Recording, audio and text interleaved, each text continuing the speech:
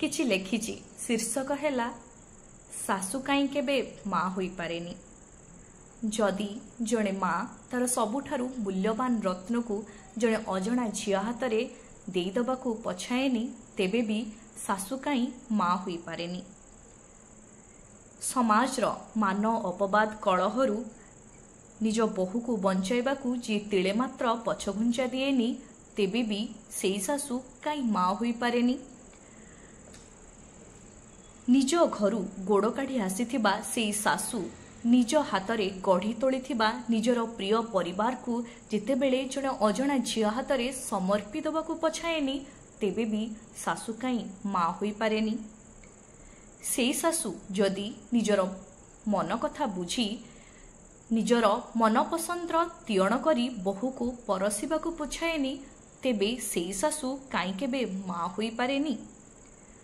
किछि भल काम कले माँ भली प्रशंसा करे एवं किछि खराब काम कले बाट देखाइबाकू जाई किछि पद जदि गाली करि दिए तेबे सेई सासु काई माँ होई पारेनी।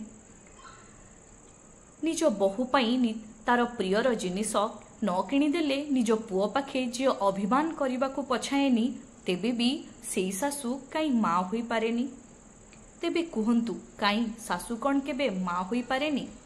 निजर पाख साई पड़िशा लोकंक ठारू टाही टापरबाकू बंचाइबाकू जाई जो सासु सेमानंकर कथा को प्रश्रय दिएनी तेबे भी सेई सासु कौन केबे माँ होई पारेनी। जर हेले डाक्तर ठारू अधिक जीए परामर्श दिए एवं 50 थर पचारि निज खियापिया को भूली जाई आदर करने को पछाएनी सेई सासु काई केबे माँ होई पारेनी। ना एई सबु करी वास्तव रे निजर सबु किछि समर्पी देला परे भी सेई सासु कौन केबे माँ होई पारेनी। ना एई सबु प्रयास सतरे ताकू माँ करि दिए। कहिबे तो थरे सासु कौन केबे माँ होई पारेनी।